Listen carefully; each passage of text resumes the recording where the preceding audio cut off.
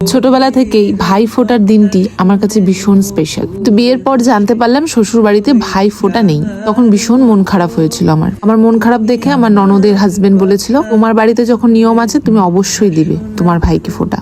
এই কথাটা শোনার পরে মনে একটু শান্তি পেয়েছিলাম। জানি না কেন সবার বাড়িতে ভাই ফোটা নিয়মটা থাকে না। আমরা প্রত্যেকেই কাজের সূত্রে সারা বছর ব্যস্ত থাকি। এই ভাই ফোটার দিনটি আমরা সকল ভাই বোনরা মিলে একসাথে খাওয়া দাওয়া হই হুল্লোড় মজা করে থাকি।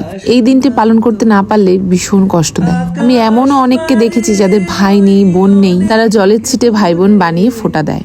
ছোটবেলায় বাড়িতে একদিকে পিসিরা বাবাদের ফোঁটা দিত, একদিকে মা মামাদের ফোঁটা দিত।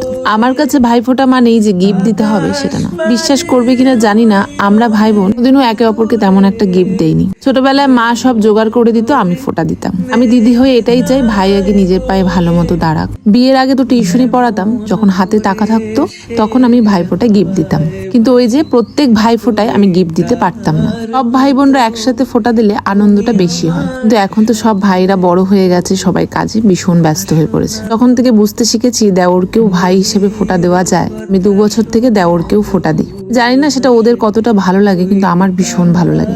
ভাই ফোঁটার স্পেশাল মেনু ছিল লাউ পাতা বাটা, চচ্চড়ি, চাটনি। মা করেছিল আর আমি করেছিলাম মাছ আর চিকেন।